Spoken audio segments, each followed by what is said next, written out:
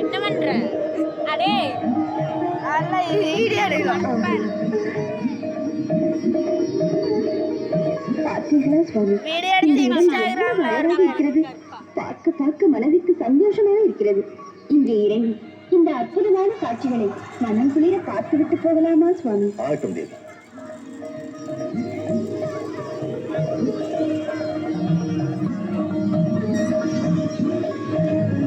இந்த வெயில் கொஞ்சம் விளையாடி கண்ணை கவருகிறது. சுவாமி, அந்த வேத மலை மேலே என் சகோதரர் உக்ர நரசிம்மன் கொலுவீட்டிருந்து அருகின்ற கோயில் கலகலவன துன்பு தெம்பாங்கு பாடிக்கொண்டு குதித்து ஓடும் அழகான நதியிலிருந்து வரும் குளிர்ந்த தென்றல் என்னை பரவசமடை செய்கிறது பிரபு. எவ்வளவு இன்பமயமான இடம், எண்ணத்தையும் கொள்ளை கொள்கிறது பிரபு. உண்மைதான் தேவி. பசுமையான இந்த இடங்களையெல்லாம் பார்க்கும் பொழுது என் உள்ளம் ஆனந்த கூத்தாடுகிறது. மனம் குளி ஆடிக்காடலாம். தங்கள் சித்தின் என் பாக்கியம் சுவாமி.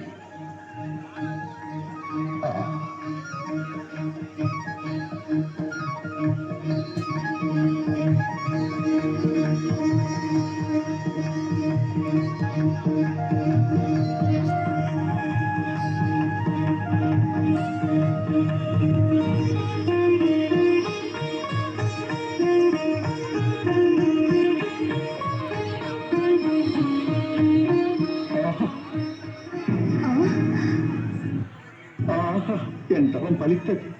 ஆனந்த கடலிலே உல்லாசமாக மிதக்கும் ஆதி பகவான் திவ்ய தரிசன பாக்கியம் கிடைத்தது. என் ஜென்மம் பூர்த்தி அடைந்தது. நான் பாக்கியவன். மாமுனிவனான நீ சமய சந்தர்ப்பம் விளங்காமல் மதி மயங்கி எங்கள் ஆனந்தத்திற்கு இடையூறு செய்கிறாயா? எங்கள் தனிமையை கலகப்படுத்துகிறாயா? ஓங்காரத்தின் உறைவிடமே, பஞ்சபூதங்களிலும் ஈரே என்னாச்சு தாயே. உன் புகழ்ச்சியால் என் மனதை மாற்ற முடியாது சிவானந்தா. பக்தி பரவசத்தில் மதி மயங்கி பகுத்தறிவை இழந்து எங்கள் தனிமையை கலைத்த நீ என்னமாச்சு?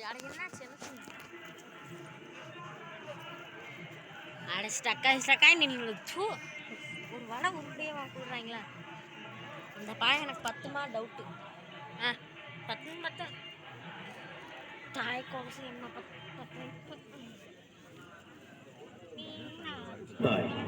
என் காரணமாக உன் கோரிக்கை தீரவில்லை என்ற கோபத்தால் என்னை சபிக்கிறாயா தாயே?